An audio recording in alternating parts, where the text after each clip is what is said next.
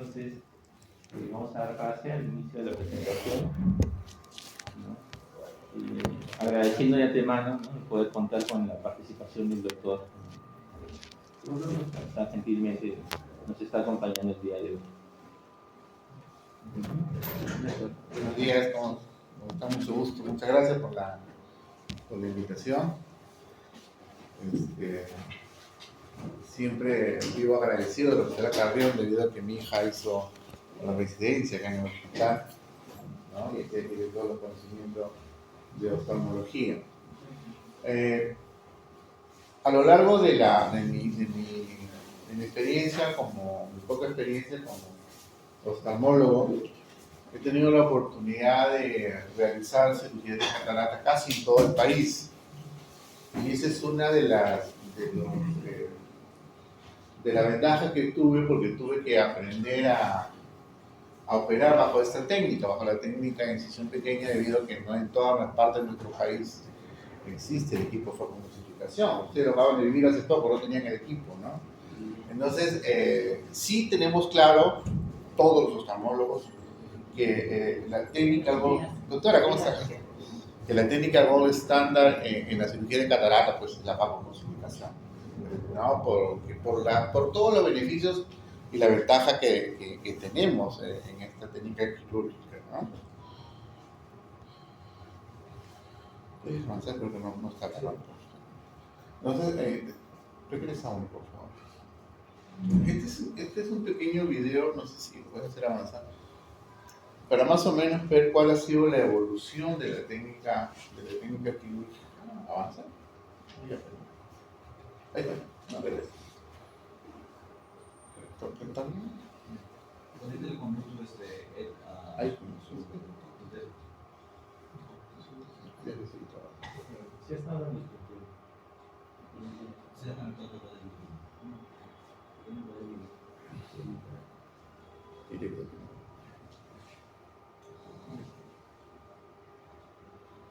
está avanzando. Entonces, para que vean ustedes cómo ha ido avanzando la cirugía de catarata, ¿no? La intracapsular, que todavía tuve oportunidad de hacer algunas yo, ¿no? En la cual se sacaba todo el cristalino, ¿no? Ahí está el cirujano estresado porque el avión tenía que beber agua para que hiele. No había lente intraocular en esa época. La extracapsular, la cual pues se sacaba todo el cristalino, ¿no? Totalmente el cristalino, una herida grande. La técnica que le gusta a usted, la fotomusificación, es la técnica de Akahochi, ¿no? Es un video de la doctora Akahochi en el cual ¿no?, ven la facilidad con que con el fotomusificador extrae el cristalino. El doctor Akahochi usa una pinza que se llama justamente la pinza Akahochi, seguro la deben conocer ustedes, ¿no? Divide en 4 cuadrantes el cristalino y luego extrae cada cuadrante, ¿no? Y la técnica intermedia, que es la que hacemos, la que aprendimos debido a las necesidades de nuestro país, que es la técnica de incisión pequeña, ¿no? En la cual se extrae el núcleo de forma, en este caso, no, es un núcleo que se extrae de forma completo. Yo realizo la técnica también en la cual extraemos el núcleo en la forma, ¿ven? En forma completa. Entonces, dale, por favor. Entonces, lo que se hace en la cirugía de catarata, la evolución de la cirugía de catarata, consiste en disminuir el tamaño de la incisión y trabajar con cámaras cerradas, ¿no? Ese es el objetivo, el logro de que haya mejorado la técnica quirúrgica es bajo estos preceptos, ¿no? Disminuir el tamaño de la incisión y mantener siempre la cámara anterior cerrada. ¿Cuáles son las ventajas de la incisión pequeña? Es aplicable a todo tipo de catarata, ¿no? En grandes conversaciones con eminentes especialistas en cirugía de FACO, yo he visto sacar operar FACO, ¿no? He visto en las manos un poco de edema al día siguiente, pero he visto, pero de todas maneras es muy difícil, ¿no? Pero estas cataratas, que son unas cataratas de los países como los nuestros, ¿no? Todavía encontramos estas cataratas, todavía podemos salir de repente acá a Ventanilla y encontrar estas cataratas, ¿ok? Entonces, es aplicable a todo tipo de catarata. Aquí es lo principal, no depende de un equipo. Se trabaja con cámara cerrada, justamente la incisión hace que se trabaje con cámara cerrada. La recuperación visual es rápida, en esta es un poco lenta, porque de todas maneras hay traumatismo en la córnea. La herida es tan segura que a veces no se coloca suturas, ¿no es cierto? Es tan igual como la FACO, a nivel mundial. Ya se puede operar si el cirujano lo hace en forma rápida, lo puede hacer con gotas intracameral.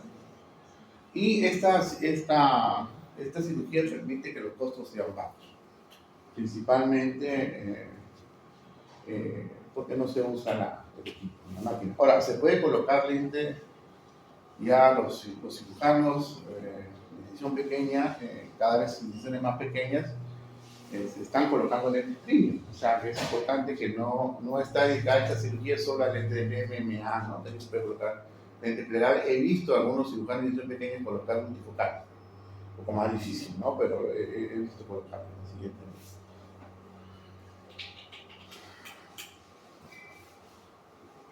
Como ustedes comprenderán, también hay que aprender un poco de cuáles son los conceptos generales de los fundamentos de la calidad de la cosa. ¿De qué depende de que yo soy un buen cirujano? Estos son los conceptos que han sido aplicados a las cirugías mínimamente invasivas. La facoemulsificación y la incisión pequeña son mínimamente invasivas. Entonces, se dice que hay 3 preceptos que tenemos que tener en cuenta siempre para tener una buena calidad postquirúrgica. El primero es la habilidad clínico-cognitiva, lo que viene con nosotros, lo que aprendemos en la universidad, lo que leemos todos los días, ¿no es cierto? Las reuniones que tenemos de compartir experiencia, las habilidades técnicas, ¿no? Cómo nosotros enfrentamos la cirugía, cómo vamos aprendiendo, cómo nuestro tejido, nuestro sensorio se va alineando a tener una buena cirugía. Y transversalmente las habilidades de interacción social, ¿no? O sea, no necesariamente podemos ser un buen cirujano, tener todos los conocimientos, sino que tenemos que tener habilidades ¿no? transversales para que tengamos un buen resultado quirúrgico. Y como tradicionalmente ustedes entienden, porque están capacitándose para ello, las habilidades quirúrgicas, ¿cómo es que se adquieren? A través de tutoría, ¿no? Una persona con mucha experiencia enseña ¿no? a una persona que todavía es inexperta, en algún momento era ser experto, ¿no? Entonces las habilidades quirúrgicas se transmiten a través de tutoría, a través de un tutor, de un mentor, ¿no? Siempre tenemos un mentor que nos enseña, que nos comienza a enseñar a operar, que nos alivia el paso de la curva de aprendizaje. Y esa labor la hacen fundamentalmente los centros académicos, ¿no? ¿Qué es lo que tenemos que tener en cuenta cuando enseñamos a operar en incisión pequeña? ¿No? O cuando enseñamos a cualquier técnica, en este caso incisión pequeña. ¿Qué debemos tener en cuenta? Disminuir los riesgos. ¿Por qué tenemos que disminuir los riesgos? Porque tenemos que garantizar seguridad del paciente. ¿Y cómo se disminuyen estos riesgos? A través de un entrenamiento adecuado. Ahí está el principal objetivo de los tutores, ¿no? De entrenar adecuadamente al cirujano. ¿Qué hacemos con ello? Mitigamos la curva de aprendizaje. Para todo evento que nosotros aprendamos, siempre vamos a tener una curva de aprendizaje. Y el riesgo ahora es más fácil, ¿no? Y ahora se mitiga a través de cirugía de laboratorio. Los que alguna vez estuvimos en laboratorio tenemos que ir a conseguir nuestros ojitos de chancho, nosotros mismos pelarlos, ¿no? ¿no? Ahora se ha agregado algo nuevo, ¿no? Los simuladores, ¿no? Inclusive no solamente simuladores en facoemulsificación, hay simuladores de cirugía de incisión pequeña. En México, en el Instituto Mexicano de Oftalmología, hay un simulador que ha sido hecho por una institución, una ONG, que es Helmsi, que trabaja muy bien los simuladores de incisión pequeña, ¿no? También hay uno en Paraguay, también de incisión pequeña. El error siempre ha sido correlacionar, evaluar la técnica quirúrgica desde el punto de vista subjetivo. Si es buen cirujano, tiene buena mano, ¿no? Y debemos dar un paso más, es evaluar la relación entre el resultado quirúrgico y mi destreza operatoria. Y eso solamente va a depender de mí, de cómo yo esté compenetrado en mi aprendizaje. Solo va a depender de mí. Pero yo tengo que evaluarme, yo tengo que medirme cómo es que va mi destreza. Yo puedo decir, la cirugía está perfecta. Y de repente, como yo calculo el lente intraocular, me equivoqué con la lente intraocular. Le puse un más 5 en vez de un más 15. Y el resultado postquirúrgico es bueno. Entonces, yo tengo que tener un objetivo no solamente en aprender la cirugía, en hacer todos los pasos, en hacer una cirugía solo, sino también en mirar los resultados postoperatorios. Es muy interesante el tema. Entonces, las habilidades clínico-cognitivas las aprendemos, ¿no? Con la lectura, con toda la aprendizaje, con todo lo que traemos nosotros. Las habilidades técnicas también, ya lo hemos visto cómo podemos aprenderlas. Y cosa importante en las habilidades cognitivas es ver la calidad de nuestros resultados. Saber cómo es que yo opero. Entonces, ¿qué es para mí buen resultado? ¿Qué es lo que debo esperar? ¿No? ¿Cuáles son las causas en las cuales mi resultado no es bueno? Y con ello controlar mis resultados, ¿no? ¿Sabían que ustedes como residentes sabían que hay esta definición de resultado de agudeza visual? Así sinceramente, ¿sabían? No. Sí, es muy interesante. Esto hace unos años hubo una iniciativa global que se llamó Visión 2020. Y ellos trabajaron mucho a nivel de la OMS y sacar, porque también se tenían que medir. Se comenzó a operar bastante catarata, pero no salieron los resultados, ¿no? Entonces teníamos que medirlo, ¿sí? Consenso. Se dice que la buena agudeza visual del paciente está entre 20/20 y 20/60, la limítrofe hasta 20/200 y un mal resultado menor de 20/200. Luego entraban las disquisiciones, era con lentes, sin lentes, ¿no? Todo lo demás. Pero se quedó con un concepto, creo que es válido, ¿no? Que es cómo el paciente se presenta a la consulta, cómo el paciente viene, ¿no? Pues el paciente viene a la consulta sin lentes porque de repente no necesita lentes, o porque sus actividades no le exigen el lente, ¿no? Entonces, pero para mí, más que todo en esta charla de hoy, es importante que usted sepa esto, que usted grabe. Es muy importante para uno mismo. Como ejemplo, yo le digo, cuando yo comencé a operar cataratas, no quiero hablar más de mi hospital, pero ¿saben? Yo terminé operando una cirugía de catarata en mi hospital cuando me he accidentado. Una cirugía. No quiero hablar más de mi hospital, pero que las circunstancias lo daban en ese momento. Yo estuve en el hospital militar en plena época subversiva. Además operamos traumatismo, yo era especialista sacando viscerano, sacando traumatismos oculares, de retina y todo eso, pero operando catarata no, porque más operaban los asistentes.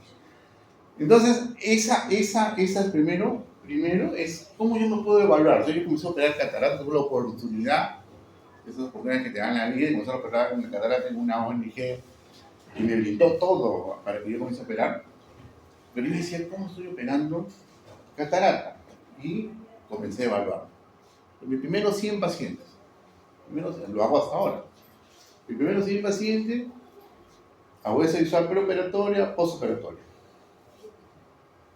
Preoperatoria, postoperatoria, un Excel, y me salían los resultados. Y de la primera, pues me salían 60% bueno, 65% bueno, 70%, ¿no? Ya, este es postoperatorio. Después eso es resultado de la cirugía quirúrgica, de la cirugía, ¿no? Resultado visual de la cirugía. Al mes postoperatorio otro. Dependiendo de cómo le den el alta. Este es al alta. Los protocolos pueden decir que todavía al mes, a los 20 días. ¿No? Lo principal es no desviarnos, ¿no? en eso que siempre queremos, ¿no? Parametrarnos, ¿no? Es para nosotros. Yo hago mi Excel hasta ahora, yo sigo haciendo mi Excel donde yo opero cojo el nombre del paciente, yo sigo evaluando, ¿no? Hasta ahora. ¿Verdad? Porque eso es para nosotros. Tú te vas a medir contigo mismo, no te vas a medir con tu compañero, no te vas a medir con tu operosis, con mi catarata, 20.000 cataratas, te estás midiendo contigo mismo y es gratificante ver cómo va evolucionando tu resultado. ¿No? Es gratificante que tú mismo veas, ay, en el 2018 yo operaba, tenía este resultado. En el 19 operaba y tenía este resultado, ¿no? Cómo voy evolucionando yo mismo, ¿no? Entonces, esto, ¿para qué además nos sirve? Que como les decía, no es una autoevaluación. Identifica las causas de pobres resultados. Es muy importante. Identificas tu debilidad para luego fortalecerla, ¿no? Corrige las causas y mejoran tus resultados. Entonces es muy importante. Lo primero que entendemos los que comenzamos a aprender cirugía, ¿qué cosa es al día siguiente? Si no rompemos la cápsula, y si no, entonces los doctores voy a ayudarnos. ¿Qué tenemos al día siguiente? El edema corneal. Somos especialistas en identificar el edema 1, 2, 3, 4, 5, 6, 7. ¿No? Entonces, ahí te vas midiendo. Ahí te vas midiendo, ¿no? Ahí te vas midiendo. Tú relacionas tu edema corneal con tu agudeza visual del día siguiente. No sé si acá la tomo. Yo la tomo sin miedo. Si el paciente ve AMM, opere. No, yo trato de yo mismo medirme. Pues. No me voy a, ay, no le medí eso porque no quiero saber que no ve. Claro, ahora, ten mucho cuidado porque el paciente ahora está más informado. Y entonces necesita explicación si es que no ve bien. Tengo que explicarle, tengo que decirle algo. A eso me refería con las habilidades transversales, ¿no? Socialmente, cómo tengo que comportarme frente al paciente, cómo tengo que informarle, cuál va a ser mi punto de llegada al paciente para que siga confiando en mí. Lo principal es cuando no ve el paciente, ¿no? Yo lo traigo solamente para que lo tengan ustedes y lo lean. Ya, es recién, en plena pandemia, así es. En 2020, sí, de Paraguay. ¿Cómo ellos han medido sus complicaciones en sus residentes? Es una fundación que tiene residentes todos los años, 3, 4, 5, hay varios peruanos en nuestra residencia. ¿Cómo han ido bajando por semestre sus complicaciones? Miren, ahora los invito para que lean el artículo, ¿no? Para que vean cuál ha sido la clasificación y todo lo demás, ¿no? Pero es importante que se va midiendo, ¿no? La idea es irlo midiendo. Esa es la idea, ¿no? Entonces, lo tenemos que medir, pero no subjetivamente, ¿no? O sea, yo tengo que decir, yo tengo que evaluar mi técnica quirúrgica, pero tengo que relacionar mis resultados con mi destreza. Lo importante es no hacerlo subjetivamente, porque si yo lo hago subjetivamente no puedo valorarlo.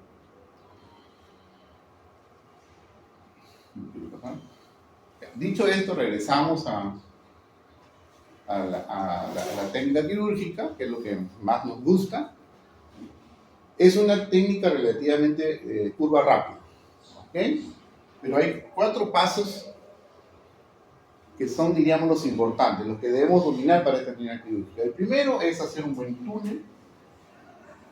El segundo es la luxación del cristalino. El tercero, la fractura del cristalino. Para fracturar el cristalino utilizamos las pinzas de Akahochi de cámara anterior, porque seguro como ustedes hacen el FACO, deben estar utilizando la de cámara posterior, que es diferente. La de cámara anterior es anguladita, ¿la ven aquí? Y la cámara posterior es recta, ¿ya? Y el último paso, que es también difícil, es la extracción.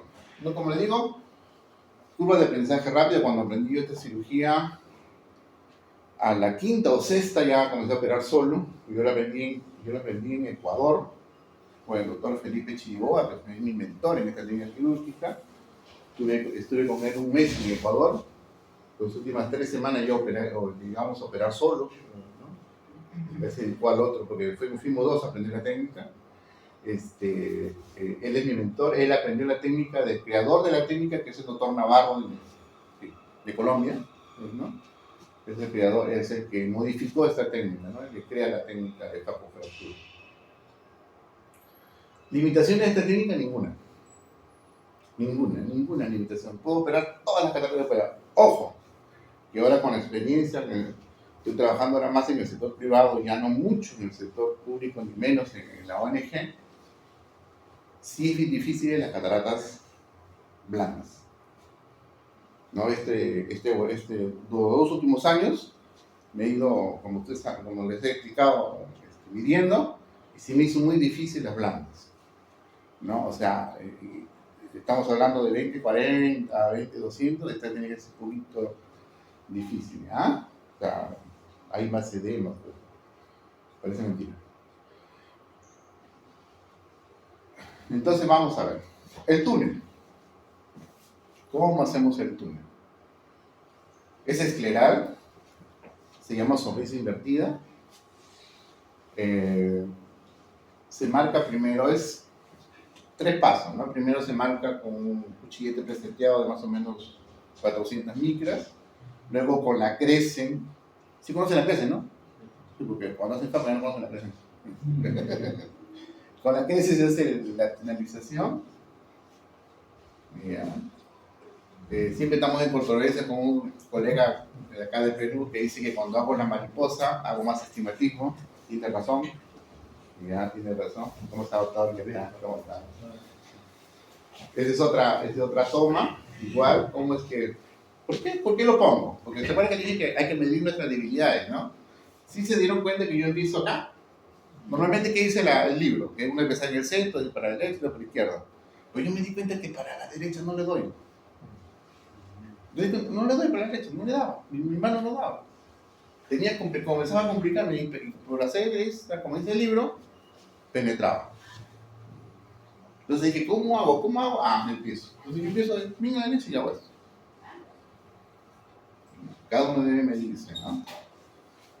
Se hace la paracentesis para poner el azul de Tipán. ¿Qué puede pasar al momento del túnel? Que uno haga un túnel delgadito. Si hago un túnel delgadito, después no cierra bien.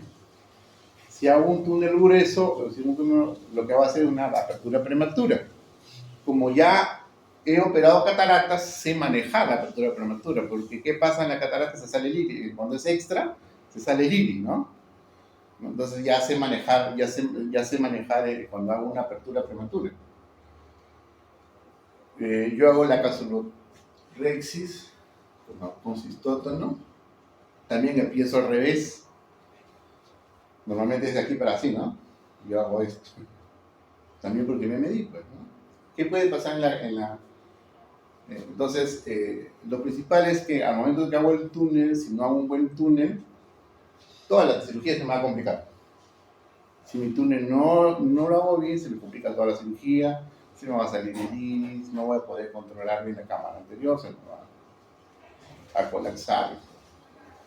¿Ya? Entonces, lo principal es hacer bien el túnel. Cuando nosotros enseñamos esta técnica, lo último que hacía el cirujano es hacer el túnel. Cuando nosotros hacíamos el túnel y luego el cirujano que estaba aprendiendo hacía la capsulorhexis, vamos a seguir viendo ¿cómo se llama? La reducción de cristalino. ¿Cómo hacemos la reducción de cristalino? Una vez que hemos terminado la capsulorhexis, hacemos una hidrodisección. Con el mismo líquido solito, miren bien que solito vamos a abrir el cristalino. Vamos a ver solito, ¿eh? Y ahorita lo uso. Listo, lo uso. Aquí está usando. Ya lo uso, ¿verdad? Está usado. Y con la pinza de Becker lo rotamos. Y lo ponemos en cámara anterior. Listo. Ahí está en cámara anterior. Ya está listo para retirarlo. ¿No? ¿Qué puede pasar aquí? Si la capsulorhexis es muy pequeña, no va a usar. Y nos convertimos en marineros. Hay un submarino. ¿No? Porque si, cuando yo sigo insistiendo, la capsulorhexis es pequeña, si yo sigo insistiendo en querer usarlo, vamos a romper el sondón y el cristalino se nos va a ir abajo. Entonces, cuando se cae el cristalino en una cirugía de mínimo, puede haber sido porque he insistido mucho en hacer quedó excepción. La capsuloresis debe ser un poco grande, no debe ser pequeña. Más o menos podría ser de 6. 6. A veces nos confiamos, a veces ya la exceso de confianza, es un núcleo más o menos delgadito, no es tan duro, y lo hacemos en 5 y comenzamos a sufrir, tenemos que hacer las orejitas y todo lo que sabemos para agrandar la capsuloresis. Tal igual como lo hacemos en la FACO, ¿no? La facofractura, eso para que vean, por ejemplo, no han visto. Una vez estando en cámara anterior, el cristalino, por el puerto inferior, utilizamos la pinza de Becker y la cajocha en la parte anterior, uno siente, ¿no? La otra mano abre la cajocha y lo separa. Ese es para competir con lo que hacen FACO, entonces para hacer incisiones pequeñas, ¿no? De nuevo, uno siente ahí que la otra mano, la mano izquierda, en mi caso, abro la pinza cajochis y rompe el cristalino en 2. Puede ser en 3 o en 4. Acá hay una catarata dura, miren. Miren. Como la parte, ¿eh? ¿Vio? No lo abrió del todo.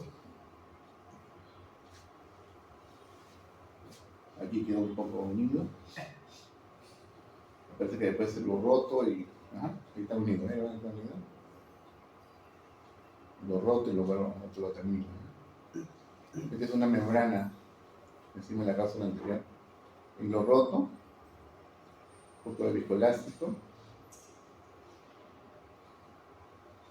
Y terminamos la fractura.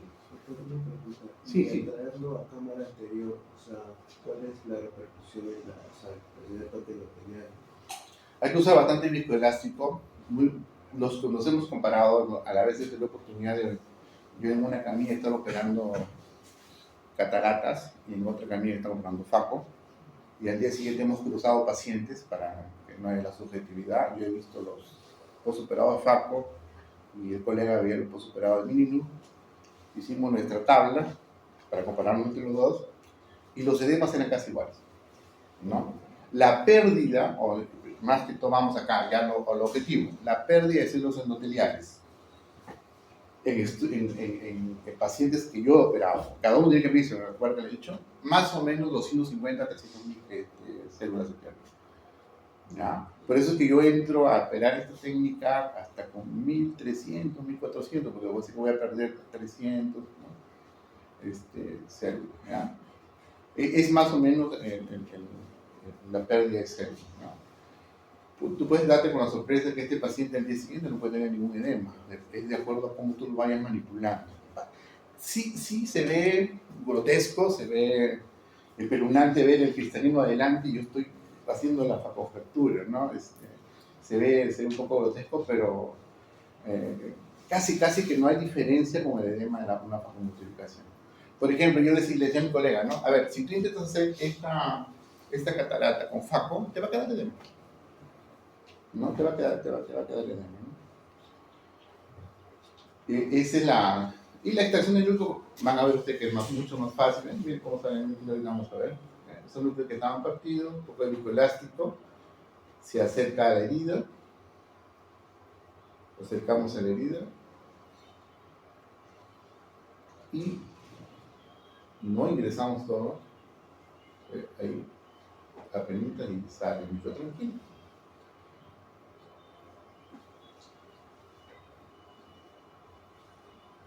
De igual forma aquí sacamos el otro núcleo, la otra parte del núcleo, la mitad. En este que es un poquito salito, despacio, sin hacer trauma.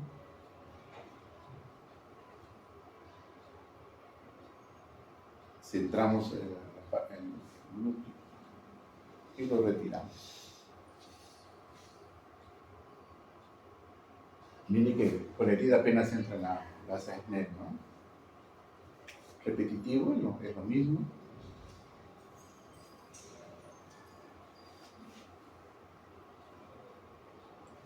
Máximo, el ACN hasta la mitad. ¿Por qué? Si ingresamos todo, hay que correr un riesgo de jalar el índice. No, al momento de entrar, nosotros nunca recomendamos ingresar todas, ¿no? Todas las en negro. La complicación que puede pasar al momento de retirar el cristalino es que cojas el iris y hagas una diálisis de iris.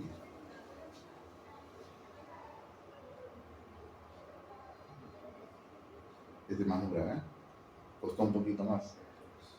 ¿No? Costó un poquito más de sacarlo.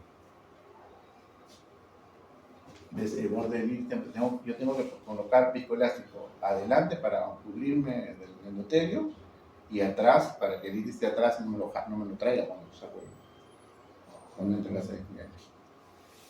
A raíz de algunas complicaciones en las maduras estoy usando el asa de Vertis, que uno inyecta, ahorita lo vamos a ver, uno inyecta líquido y hace que también el iris esté bien atrás. Ahorita lo vamos a ver. Entonces, para que vean la facilidad con que sale, miren las incisiones, cumple con el concepto de incisión pequeña, ¿no? Este es lo que le decía la otra extracción que estoy haciendo últimamente.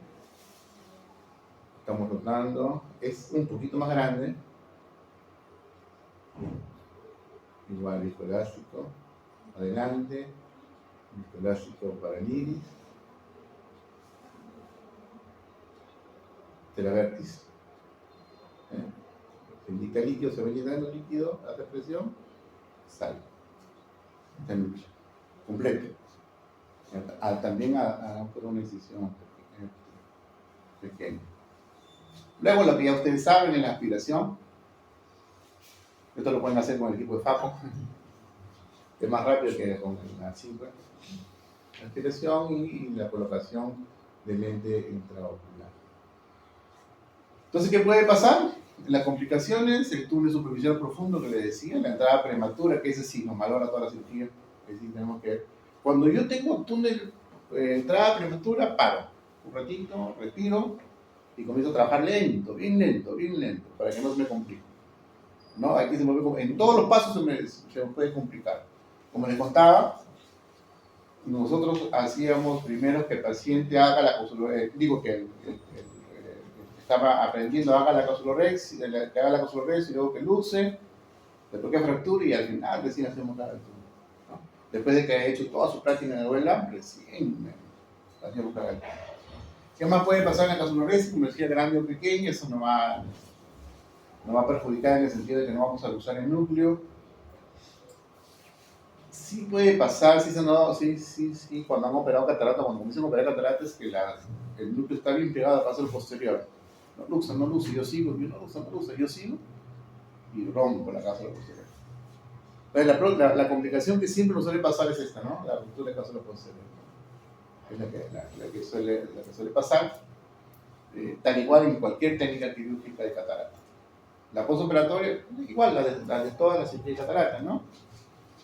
IFEMA, ¿por qué produce más IFEMA? Porque, claro, entramos por esclera, ¿no? Puede haber IFEMA porque estamos por esclera, el edema de córnea, la celulitis, la ocultación del lente, los opacidades vasculares posteriores y el edema macular, iguales a las complicaciones postoperatoриas de una FACO. Esta técnica en sí es segura, rápida, de bajo costo, se puede hacer alto volumen, como operaba antes, el que se moviera el paciente en la camilla. Aquí salió el paciente, la otra instrumentista ya me preparó la máquina, ya me cambié de guantes y seguí operando, ¿no? La curva de aprendizaje es relativamente plana, es una gran alternativa FACO de nuevo, ¿no? El gol estándar en catarata es el FACO y todos debemos saber operar FACO. ¿Ah? Y como les contaba, hay buenos resultados y hay estadística a nivel internacional desde que salió la técnica, siempre se la comparó con el FACO. Ahora veo menos, ya no se habla mucho de incisión pequeña, ahora veo menos artículos de incisión pequeña, de resultados postoperatorios, pero en su momento sí, se comparó bastante a las dos técnicas. No sé si tienen alguna pregunta. Muchísimas gracias por su atención.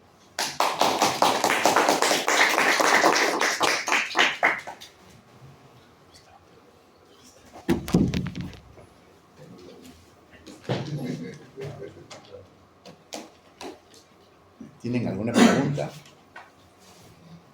cuando se va a hacer el túnel, ¿hasta qué referencia toma usted para poder ingresar con el Un milímetro, pues es un milímetro más allá del limbo.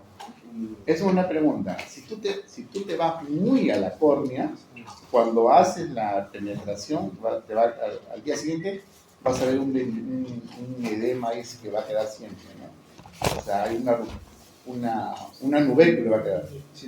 Ya, en esa zona si te metes mucho, claro. Y a veces esas nubes provocan astigmatismo.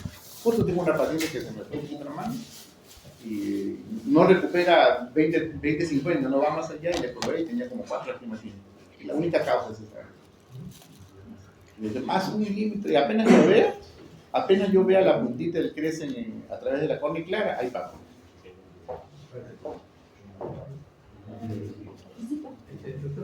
Sí. ¿Se puede hacer más de una paracentesis?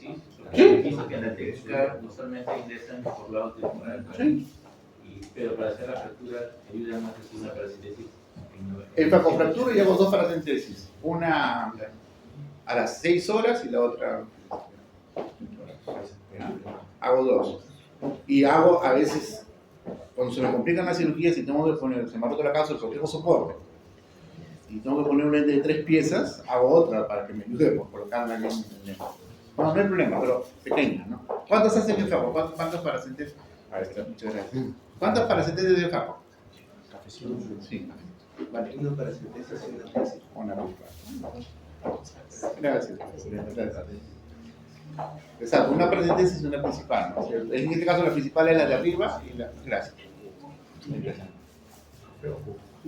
Pero no hay ningún problema, ¿no? Son pequeñísimos. Si den cuenta, para que entre, ¿vieron la I? Delgadita, ¿no? Y solamente digamos que la técnica está habilitada para lentes rígidos. No. Aquí en estos videos son ya más o menos como 4 años de antigüedad. Ahora yo, todas mis incisiones, mi mix, yo pongo lente plegable. He puesto un paciente y por probar he puesto un tórico, gira un poco, o sea, no es tan seguro cuando opero una faco y pongo el tórico. Gira un poquito, y entonces ya me aprendí a darle menos para que gire un poquito. Suele girar un poquito de todas maneras, ¿no?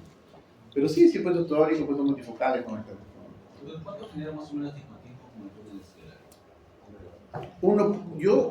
1. Aquí he presentado el túnel escleral superior. Cuando tengo astigmatismo contra la regla lo hago superior. Y cuando tengo con la regla lo hago temporal. Y con temporal casi que no hay astigmatismo. Sí.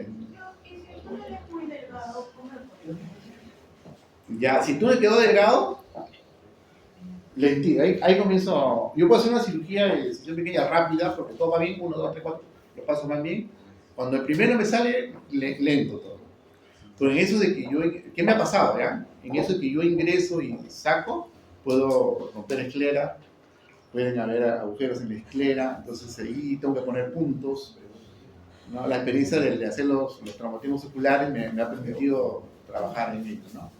Pero cuando hay delgado, para mí es más difícil manejar un túnel delgado que una penetración anterior.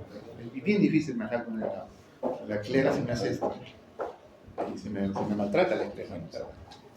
A veces he tenido que colocar puntos de córnea, ¿no? Para cerrar la herida, desde córnea y salir por esclera para que esté segura la herida. ¿Por qué a mí no me salían mucho? ¿Por qué me salían al inicio algunos túneles delgados? Es por la primera incisión. Entonces conseguí, cuando vayan al meeting, hay una casa china que tiene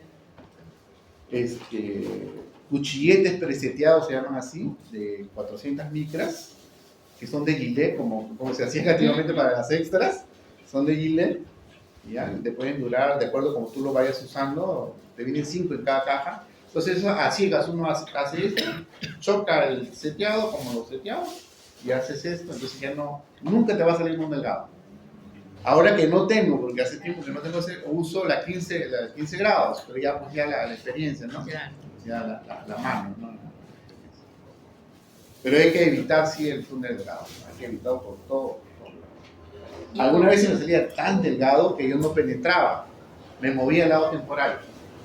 O sea, cuando se hacía túnel tan delgado ya no penetraba, no hacía nada más arriba, me tenía que mover al lado temporal para no seguir maltratando el centro. ¿Con qué frecuencia se pone puntos o solo se hidrata? Dependiendo de la herida. Si yo hago una herida más de 4, porque el núcleo es muy grande, porque ya sé que no lo voy a partir con la cajochi, yo le pongo puntos de todas maneras. De todas maneras le pongo. Más vale. Sí, de todas maneras. Me he visto el problema, porque a veces he visto que hacen ampollas, hay pérdida de humor acuoso. Me he visto problemas. Más de 4 puntos, más de 5 le pongo seguro. Doctor, ¿en qué caso usted decide hacer facofractura y en qué caso usted decide sacarlo completo? ¿O en todos es mejor hacer facofractura? A ver, cuando también la facofractura hay un tema del instrumental, de la cajochi. En la cajochi, conforme va pasando su tiempo, tiene que comprarte uno nuevo porque va perdiendo filo. Entonces, cuando veo una catarata muy madura, así madura, pele, cataratas negras, ya no estoy intentando hacer facofractura. Hago una incisión más grande, saco con la vértice el núcleo completo y le coloco después el punto. Hay que dejarlo comer. Ah, sí. No, tranquila. Dígame. He visto algunos videos que la incisión para el túnel la hacen recta. Sí. Y algunas veces también como está incorporada en la misma circunferencia que la...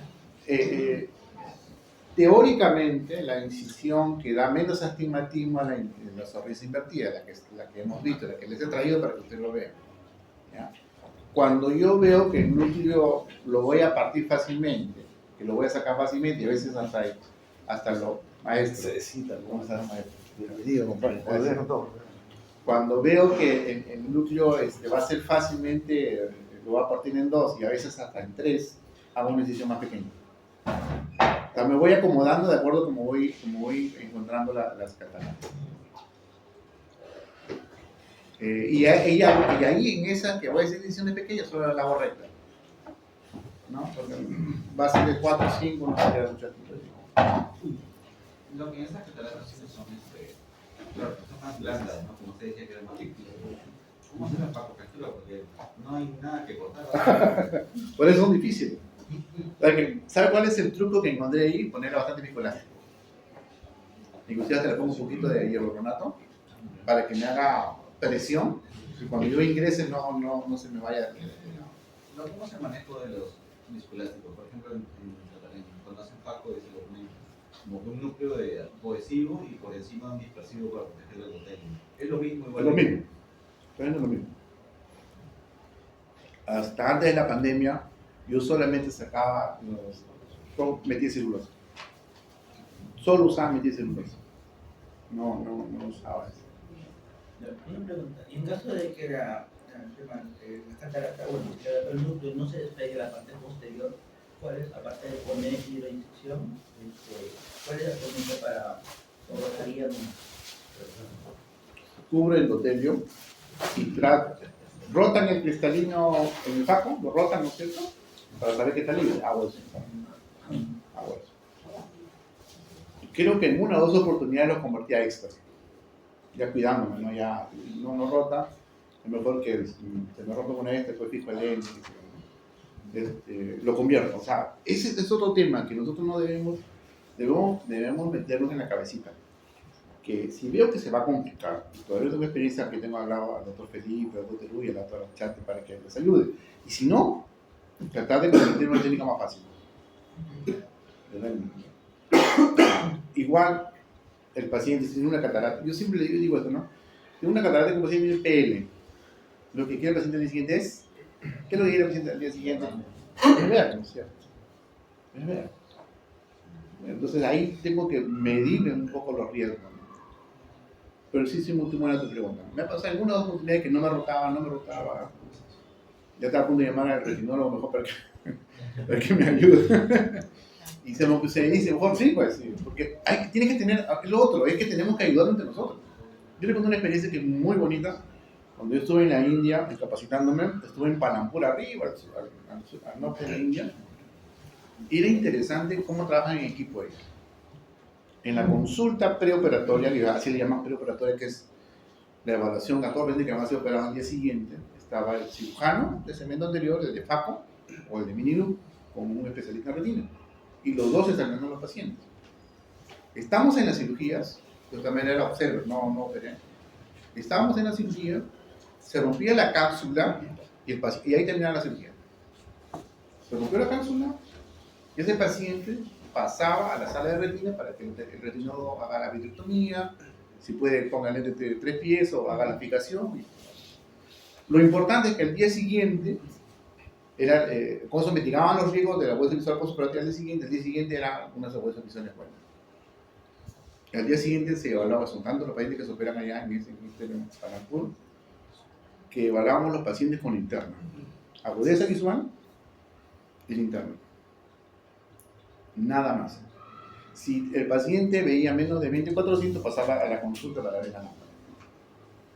Pero si veía bien, no importa. O sea, ellos tenían tan segura su técnica quirúrgica, creen mucho en su técnica quirúrgica que hacen esa evaluación. A nosotros nos puede parecer algo no normal, pero imagínense, nosotros operamos, ¿cuántas cataratas vamos a operar hoy? Hoy, 9, ya, y normalmente ellos operan 2.000, 3.000, ¿no? Ya. Claro, eso. Allá no se opera por número, allá se opera por hora. En Árabe, cuando estuve, ahí sí operamos. Yo tenía las 2 primeras horas, evaluación preoperatoria. Las 2 segundas horas, cirugía de catarata. Y siguiendo, hacer biometría. Y en la tarde otra vez comenzar lo mismo. O sea, por 2 horas me podía hacer una cirugía, o me podía hacer 4, 5, 6, 7. Pero claro, 20 salas, 20 cirugías por hora. Entonces ahí es la producción, ¿no? Ya, pero es la diferencia con nosotros, que somos población todavía que no tenemos mucha. Y por eso que ellos hablan mucho. Alta, pues, ¿no? Claro. En la India estamos hablando de 40%, ¿no? Claro. Y lo que pasa es que ellos hablan mucho de la efectividad, de disminuir los tiempos muertos, es por eso, porque necesitan operar más porque tienen más población. Nosotros todavía no estamos en ese lado, pero efectivamente, más que todo lo debemos dirigir a bajar costos. Más que todo a bajar costos. Ese debe ser nuestro objetivo, no tiempo.